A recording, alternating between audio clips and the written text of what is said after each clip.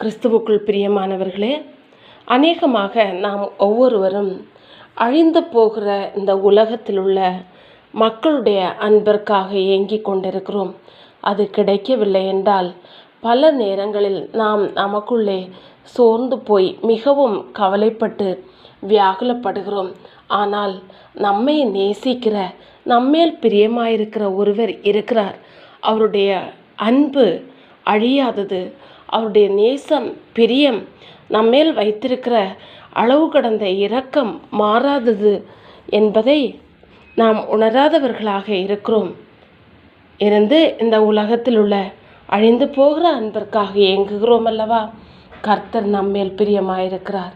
ஒருவேளை இன்று வரை நீ உலக அன்பிற்காக ஏங்கி தவித்து கொண்டிருப்பாயானால் ஒரு விசை கர்த்தருடைய கரத்தில் ஒப்புக்கொடு.